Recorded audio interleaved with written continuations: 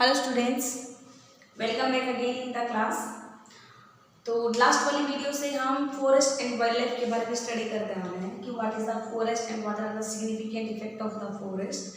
लेकिन in spite of an number of the significance of the forest there is lot of deforestation occurs on the earth. तो इस वाली video में हम discuss करेंगे mainly what is deforestation and what are the main causes of deforestation and what are the consequences of deforestation। deforestation सबसे पहले क्या होता है, तो हम कैसे डिफाइन करते हैं बेटा डिफोरेस्टेशन को? रिमूवल और रिडक्शन और डिक्रीज और reduction of the forest area of forest, और वी कैन से कि प्लांटेशन को कम करना और जो फॉरेस्ट हैं उनको कट करना, that is known as deforestation. ठीक है, अगर हम आज के टाइम पे देखें तो इन 1900 के अंदर फॉरेस्ट है वो अप्रोक्सीमेटली 700 मिलियन हेक्टेयर एरिया के अंदर 1900 में 7000 not 700 7000 million hectare area was covered by forest।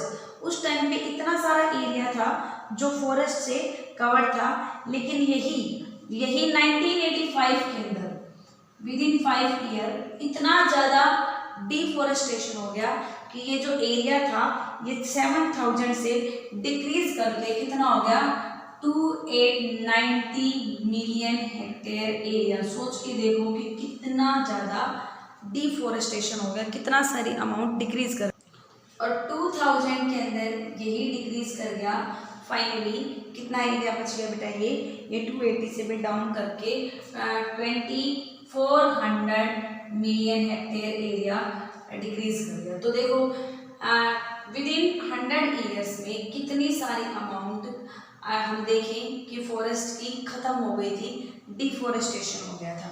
ठीक है, अगर हम विद इन इंडिया की बात, अगर बेटा विद इन इंडिया के अंदर देखें तो लेट 1930s में 1/3 part of the total land remains covered by the forest, लेकिन यह डिक्रीज कर गया 1951 तक 23% रह गए पार्ट सिर्फ, और 1980 तक आते आते सिर्फ 19.4% पार्ट था that was covered by the forest. फिर थोड़ा सा लोगों को जागरूक किया गया, फिर फॉरेस्ट के सिग्निफिकेंस इफेक्ट के बारे में बताया गया, हमारी गवर्नमेंट ने वन महोत्सव भी शुरू किया और फिर फॉरेस्ट का रिस्टैब्लिशमेंट होना शुरू हुआ। 2003 में इस अमाउंट को थोड़ा सा इंक्रीज किया गया, 20.4% एरिया लैंड का वो इंडिया के अंदर remains covered by the forest.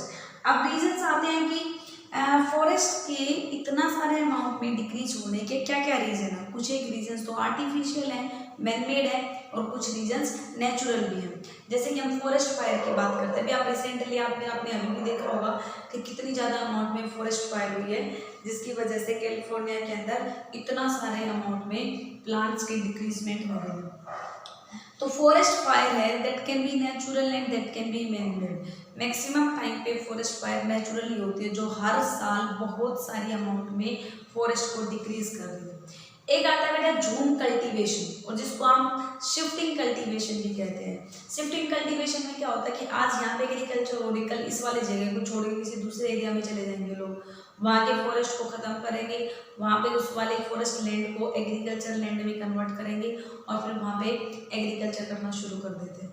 तो ये जो शिफ्टिंग कल्टीवेशन है, झूम कल्टीवेशन है, that is also a reason for the deforestation.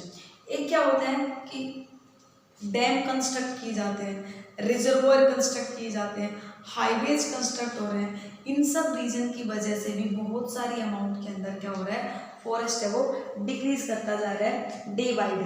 ठीक है, एक ओवर ग्रेजिंग, जो कैटल्स है इनकी ओवर ग्रेजिंग की वजह से जो हमारे एग्रीकल्चर एरियाज हैं, हार्ब्स हैं, शर्ब्स हैं, वो क्या करती जा रही हैं, वो डिक्रीज करती जा रही है। तो these are the major reasons which cause deforestation, and one of the most important reason also because of the human need। जैसे जैसे पॉपुलेशन का एक्सप्लोजन हो रहा है, जैसे जैसे पॉपुलेशन बढ़ रहा है, जैसे जैसे कॉमर्शियलाइजेशन इंक्रीमेंट कर रहा है, जैसे जैसे अर्बनाइजेशन इंक्रीज हो रहा है तो लोग अपनी नीड को फुलफिल करने के लिए क्या कर रहे हैं, डिफोरेस्टेशन कर रहे हैं। एक लैंड तो फिक्स है, land can not be stretch, लेकिन पॉपुलेशन बढ़ रहे हैं तो लोगों को रहने के लिए जगह भी चाहिए, हैबिटेट भी चाहिए, तो इसलिए जो फॉरेस्ट एरिया है उसको कट करके रेजिडेंशियल एरिया में कन्वर्ट कर दिया गया। नेक्स्ट जो वुड है वो एक बहुत ही इंपॉर्टेंट सोर्स है इकोनॉमिक पर्पज से भी और लोगों की वैसे नीड को भी फुलफिल करने के लिए। बहुत सारे टाइप के पेपर इंडस्ट्रीज हैं, ये प्लाईवुड इंडस्ट्रीज हैं, कार्ड इंडस्ट्रीज है, कार्डबोर्ड इंडस्ट्रीज हैं, उनको काफ़ी सारे अमाउंट में वुड चाहिए होती है ये सारे के सारे प्रोडक्ट सिंथेसाइज करने के लिए। और अल्टीमेटली वुड कहाँ से आती है, फॉरेस्ट से, वो भी क्या कर रहे हैं, डिफोरेस्टेशन कर रहे हैं। तो these are the major reasons of deforestation. तो हम क्या देखेंगे, what are the major cause of deforestation. उसमें से हम सबसे पहले लिखेंगे जूमिंग कल्टीवेशन। जूमिंग कल्टीवेशन में आपको क्या पता है कि इसको हम शिफ्टिंग कल्टीवेशन भी कहते हैं, शिफ्टिंग कल्टीवेशन। इसमें forest area get converted into agriculture area. Forest area को एग्रीकल्चर एरिया में कन्वर्ट कर दिया जाता है।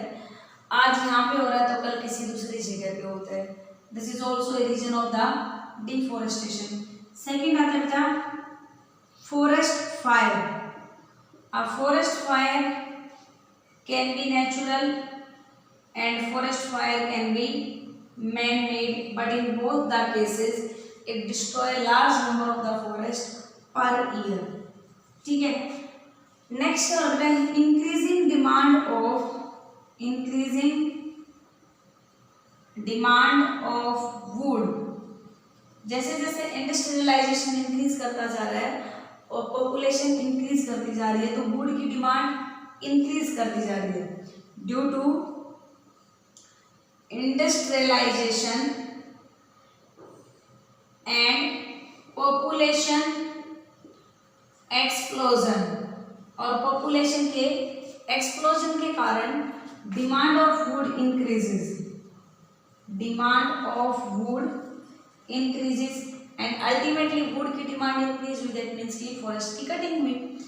फोर्थ क्या होगा बेटा, रेजिडेंशियल एरिया के इंक्रीमेंट होने की वजह से, due to increasing residential areas. जब रेजिडेंशियल एरियाज कैसे बनाए जाएंगे, जो land already residential occupied areas हैं वो तो हैं, इसके अलावा बाकी एरियाज कौन से, जो फॉरेस्ट वाले एरियाज हैं उनको रेजिडेंशियल एरिया में कन्वर्ट कर दिया गया। नेक्स्ट बेटा due to construction of highways, dam, canals, etc. Deforestation is caused on a large scale. And next one is overgrazing. Overgrazing of the herbivorous animals. Overgrazing of cattle cause removal and destruction of the herbs and shrubs. तो ये कुछ reasons हैं जो हमने बताए कि जिनकी वजह से डिफोरेस्टेशन है वो बहुत ज़्यादा अमाउंट के अंदर इंक्रीज करता जा रहा है। ठीक है, अब डिफोरेस्टेशन इंक्रीज हो रहा है तो हमें ये भी देखना पड़ेगा कि इन सब की वजह से क्या क्या हार्मफुल इम्पैक्ट हो सकते हैं। तो क्वेश्चन ये भी आ सकता है बेटा कि what are the causes and consequences of deforestation. Cause तो हमें पता चल रहा है इन सब रीजन की वजह से डिफोरेस्टेशन हो रहा है, लेकिन हमें ये देखना पड़ेगा कि what can be the consequences of deforestation. Deforestation के क्या क्या हार्मफुल इम्पैक्ट हो सकते हैं। बेटा नेक्स्ट हम डिस्कस करेंगे कि डिफोरेस्टेशन की वजह से क्या क्या हार्मफुल इम्पैक्ट कॉन्सिक्वेंसेस हो सकते हैं डिफोरेस्टेशन के। तो खुद सोचो, अगर फॉरेस्ट कम हो गए तो जिन भी डिमांड के लिए, जिन भी रिक्वायरमेंट के लिए हम फॉरेस्ट पे डिपेंड कर रहे थे, जैसे कि वुड की रिक्वायरमेंट के लिए, फ्यूल की रिक्वायरमेंट के लिए, फोडर, मेडिसिन्स, वो सब चीज़ें हमें पॉसिबल नहीं हो पाएंगी, प्रॉपर अमाउंट में नहीं मिल पाएंगी। तो सबसे पहला क्या होगा, shrinkage in the fuel wood. Shrinkage in the fuel wood, ठीक है, कि जो वुड के थ्रू जो हमें फ्यूल मिल रहा था, would is the important source of energy, हमने बताया था। जो वुड यहाँ जहाँ पे बहुत सारे एरियाज में यूज की जाती है और बहुत सारी अमाउंट के अंदर वुड एक फ्यूल का काम कर रही है। तो अगर फॉरेस्ट ही नहीं रहेंगे तो हमें वुड मिल ही पाएगी, उसको हम एज ए फ्यूल प्रॉपर तरीके से यूटिलाइज नहीं कर सकते।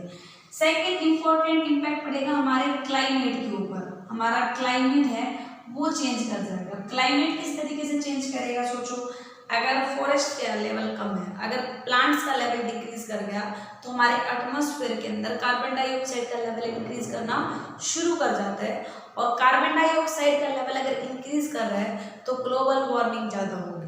ठीक है, दूसरा रीजन क्या होगा, अगर हमारा फॉरेस्ट कम हो गई तो ह्यूमिडिटी नहीं रही, क्योंकि रेट ऑफ ट्रांसपिरेशन डिक्रीज कर गया तो रेनफॉल भी डिक्रीज कर जाएगा। रेनफॉल डिक्रीज कर गया, ग्लोबल वार्मिंग इंक्रीज कर गया, हमारा एनवायरनमेंट कैसा बन गया, हॉट एनवायरनमेंट बन गया, हमारा क्लाइमेट हॉटर हो गया। ठीक है, तो इसकी वजह से रेनफॉल है वो डिक्रीज कर जाएगा, एंड ग्लोबल वार्मिंग है that will increases, and global warming increase होने की वजह से क्लाइमेट कैसा बन जाएगा, हॉटर क्लाइमेट की फॉर्मेशन हो जाएगी। नेक्स्ट थिंग क्या होगी बेटा, सोइल इरोजन। देखो आपको मैंने बताया था कि जितने ज़्यादा प्लांट्स हैं उनकी रूट उतने ही ज़्यादा सोइल की अमाउंट को बाइंड करके रखती हैं, वो सोइल को इरोजन नहीं होने देते, सोइल का डिक्रीज करते हैं इरोजन को, लेकिन जब डिफोरेस्टेशन होगा तो सोइल इरोजन भी इंक्रीज कर जाएगा। नेक्स्ट क्या होगा, chance of flooding will also increase, flood आने के चांस भी इंक्रीज कर जाएंगे, बिकॉज सोइल के पास इतनी ज़्यादा कैपेसिटी नहीं हो पाएगी टू रिटेन द वाटर, क्योंकि प्लांट की जो रूट होती है बहुत सारे वाटर को ऑब्जॉर्व कर लेती है। अब सोइल जब प्लांट रूट वाटर को रिटेन नहीं कर सकती तो ऑब्वियस सी बात है फ्लड के चांसेस भी क्या करेंगे, इंक्रीज कर देंगे। एक नेक्स्ट हमने क्या पढ़ा था कि फॉरेस्ट में मैंने आपको बताया था कि वो शेल्टर प्रोवाइड करते हैं हमारी वाइल्ड लाइफ को। अगर फॉरेस्ट को ही खत्म कर दिया गया तो उसमें रहने वाले एन नंबर ऑफ बर्ड्स, उसमें रहने वाले बहुत सारे वाइल्ड लाइफ है वो बेघर हो जाएगी, और इस वजह से अगर उनका हैबिटेट ही खत्म हो गया तो क्या हो जाएगा बेटा, वाइल्ड लाइफ का एक्सटिंक्शन होना शुरू हो जाएगा, क्योंकि उनका शेल्टर डिक्रीज कर गया है। तो it deforestation also leads into the extinction of wildlife, extinction of wildlife because of their removal of shelter, उनके shelter के डिक्रीज होने की वजह से इसका ये रीजन हो जाएगा। एंड नेक्स्ट बेटा यहाँ पे क्या बताया, रेनफॉल डिक्रीज हो गई, अगर रेनफॉल डिक्रीज हो गई तो सूखा पड़ने के चांसेस, ड्रॉट है उसके चांसेस क्या हो जाएंगे, इंक्रीज कर जाएंगे, और हमारी ग्लोबल वार्मिंग की वजह से हमारे अर्थ का जो मीन एवरेज टेम्परेचर है वो एवरेज टेम्परेचर भी इंक्रीज करना शुरू कर जाता है, and because of increase in the mean average temperature glaciers की मेल्टिंग होनी शुरू हो जाती है, और ग्लेशियर्स अगर मेल्ट होंगे तो रिवर स्ट्रीम में एंड ओशियंस के अंदर वाटर लेवल इंक्रीज कर जाएगा, और वाटर लेवल इंक्रीज होने की वजह से अल्टीमेटली अगेन फ्लडिंग के चांसेस, जो वाटर रिजर्वोयर के आसपास के सिटीज टाउन हैं वो जलमग्न हो जाएंगे, उनके अंदर फ्लड के चांस बहुत ज़्यादा इंक्रीज कर देंगे। These all are the harmful impact of deforestation. इस वजह से हमें मोर एंड मोर प्लांटेशन करने चाहिए। अब हम डिस्कस करेंगे बेटा इसके बाद फॉरेस्ट में कि हमें फॉरेस्ट का कंजर्वेशन कैसे करना चाहिए, लोकल पीपल्स का क्या इंपॉर्टेंट रोल रहा है पास्ट में और किस तरीके से वो हमारे फॉरेस्ट को कंजर्व कर सकते हैं।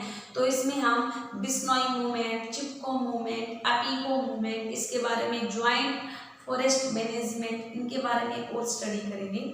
और एक मैं आपको बताऊंगी स्टेक होल्डर्स के बारे में कि स्टेक होल्डर्स क्या होते हैं और किस तरीके से हमारे फॉरेस्ट को मैनेज कर सकते हैं, लेकिन इसके लिए हम नेक्स्ट वीडियो स्टडी करेंगे। Thank you students.